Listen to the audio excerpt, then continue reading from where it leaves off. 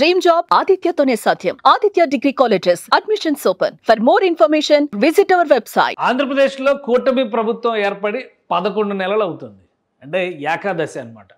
ఈ నంబర్కి ఏపీ రాజకీయాల్లో చాలా ఇంపార్టెన్స్ ఉంది. ఈ 11 నెలల్లో ఏం చేసాం అనేటువంటి అంశం పైన ఏపీ ప్రభుత్వం ఒక క్లారిటీ ఇచ్చేటువంటి ప్రయత్నం చేస్తుంది. రాష్ట్రానికి దాదాపు 5 లక్షల కోట్ల రూపాయల ఇన్వెస్ట్మెంట్స్ తీసుకొచ్చినట్టుగా ఏపీ సర్కార్ చెబుతుంది. ఎస్ఐపిబి ముఖ్యంగా స్టేట్ ఇన్వెస్ట్మెంట్స్ ప్రమోషన్ బోర్డు ఆధ్వర్యంలో ఇచ్చినటువంటి క్లియరెన్సెస్ నంబరే ఈ స్థాయిలో ఉందని చెప్పని ఏపీ గవర్నమెంట్ చెబుతుంది. అసలు ఆ డేటా ఏంటి, అలానే 4,50,000 మందికి పైగా ఉద్యోగ కల్పన కూడా జరుగుతుంది ఈ ఇన్వెస్ట్మెంట్స్ ద్వారా అంటుంది. ఒకసారి డేటా చూద్దాం. 11 నెలల్లో ఆంధ్రప్రదేశ్ ప్రభుత్వం తీసుకొచ్చినటువంటి ఇన్వెస్ట్మెంట్స్కి సంబంధించిన అంశం ఇది. సో మొత్తం మీద అప్రూవ్డ్ ప్రాజెక్ట్స్ చూస్తే కనుక 76 ప్రాజెక్ట్స్ దాకా అప్రూవ్ చేసినట్టుగా చెప్తున్నారు. అందులో దాని నెట్వర్త్ చూస్తే 4,95,000 కోట్ల రూపాయల పెట్టుబడులు ఆంధ్రప్రదేశ్కి ఈ 11 నెలల్లో ఏపీలో ఏర్పడినటువంటి కూటమి ప్రభుత్వం తీసుకొచ్చినటువంటి ఇన్వెస్ట్మెంట్. దీనివల్ల 4,57,000 ఉద్యోగాలు వచ్చినట్టుగా సిన్స్ జూలై 2024. ఎందుకంటే జూన్లో రిజల్ట్ వచ్చింది, పూర్తి స్థాయిలో గవర్నమెంట్ పనిచేయడం ప్రారంభించింది జూలై నుంచే. కాబట్టి జూలై నుంచి లెక్కేసుకొని చూస్తే కనుక మొత్తం మీద ఆంధ్రప్రదేశ్ ప్రభుత్వ పనితీరు ఏ విధంగా ఉందనేది చూడాలి. ఇది ఎస్ఐబిబి స్టేట్ ప్రమోషన్ బోర్డుకి సంబంధించినటువంటి మీటింగ్స్లో ఫస్ట్ మీటింగ్లో 83,000 కోట్ల ఇన్వెస్ట్మెంట్స్, 29,000 ఉద్యోగాలు.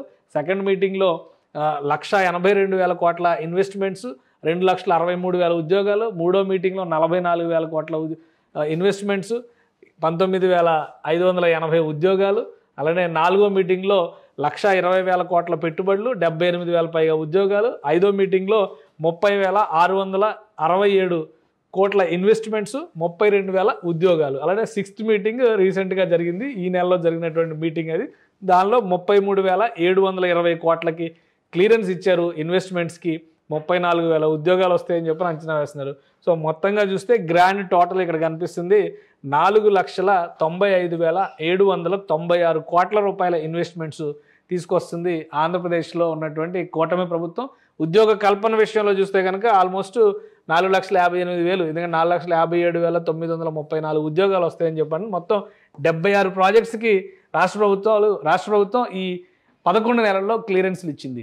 వీటిలో చాలా వరకు గ్రౌండ్ అవుతుంది. అంటే అక్కడ వర్క్స్ మొదలుపెట్టి పూర్తి స్థాయిలో తీసుకోవడానికి, ఆపరేషన్స్ మొదలు పెట్టడానికి, దాన్ని బట్టి ఉద్యోగ కల్పనకి, ఇన్వెస్ట్మెంట్స్ చేయడానికి వీటన్నింటి కూడా క్లారిటీ వస్తుంది. సో మొత్తం మీద కేవలం 11 నెలల్లో దాదాపు 5 లక్షల కోట్ల రూపాయలు, 4.5 లక్షల ఉద్యోగాలు ఇచ్చారని చెప్పని ఆంధ్రప్రదేశ్ ప్రభుత్వం చెప్తుంది. అలానే ఏ కంపెనీలు వస్తున్నాయి, ఆ కంపెనీలకు సంబంధించినటువంటి డీటెయిల్స్ కూడా ఇచ్చారు.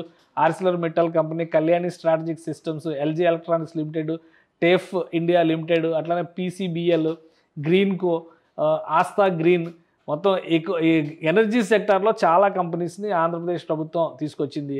సో మొత్తం మీద ఈ ప్రాజెక్ట్స్ అన్నీ కూడా ల్యాండ్ అవుతున్నాయి. అక్కడ జరుగుతున్నటువంటి వర్క్స్కి సంబంధించినటువంటి స్టేటస్ కూడా రాష్ట్ర ప్రభుత్వం ఎప్పటికప్పుడు ఇస్తుంది. ఫైనల్గా సిక్స్త్ మీటింగ్ ఈ నెలలో జరిగింది. సిక్స్త్ మీటింగ్లో ఇచ్చినటువంటి క్లియరెన్సెస్ని బట్టి చూస్తే కనుక మొత్తంగా ఇది ఫోర్త్ మీటింగ్కి సంబంధించినటువంటి డేటా, ఇది ఫిఫ్త్ మీటింగ్కి సంబంధించినటువంటి డేటా. మీటింగ్స్ వారీగా గవర్నమెంట్ రిలీజ్ చేసింది. 6వ మీటింగ్కి సంబంధించినటువంటి డేటా. సో మొత్తం మీద 5 లక్షల 20 లక్షల ఉద్యోగాలు అనేటువంటి నినాదంతో ఆంధ్రప్రదేశ్లో అధికారంలోకి వచ్చే ముందర కూటమి నాయకత్వం పదే చెప్పింది. సో ఆ ఉద్యోగ కల్పనలో భాగంగానే పెద్ద ఎత్తున ఇన్వెస్ట్మెంట్స్ని తీసుకొస్తున్నారని చెప్పి ఇప్పుడు ఇందులో ఆల్రెడీ 76 ప్రాజెక్టులకు సంబంధించినటువంటి క్లియరెన్స్ వచ్చేసింది. 76 ప్రాజెక్టులకి 4,95,000 కోట్ల రూపాయల ఇన్వెస్ట్మెంట్స్ వచ్చినాయి. ఇంకా 91 కంపెనీలు ఆంధ్రప్రదేశ్లో ఇన్వెస్ట్మెంట్స్ పెట్టడానికి రెడీగా ఉన్నాయని ఆంధ్రప్రదేశ్ ఐటీ విద్యాశాఖ మంత్రి నారా లోకేష్ ఇటీవలే ఒక ప్రకటన చేశారు.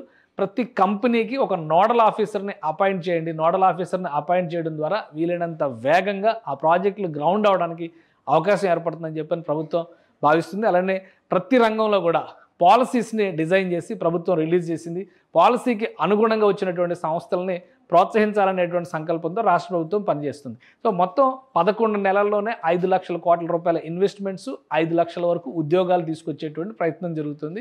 రాబోయేటువంటి 4 ఏళ్ళలో, ఈ 5 ఏళ్లలో 20 లక్షల ఉద్యోగాలు అనే టార్గెట్ రీచ్ అవ్వాలంటే ఈ స్థాయిలోనే ప్రతి సంవత్సరం కూడా పనిచేయాల్సినటువంటి అవసరం ఉంటుంది. కాబట్టి మరొక 3 ఏళ్లలో కనుక ఇదే స్థాయిలో రిజల్ట్స్ చూపించగలిగితే రాబోయేటువంటి 5వ సంవత్సరానికి, అంటే మళ్ళీ ఎన్నికల సంవత్సరం 2028 నాటికి అనుకున్న లక్ష్యానికి చేరువవడానికి అవకాశం ఉంటుంది.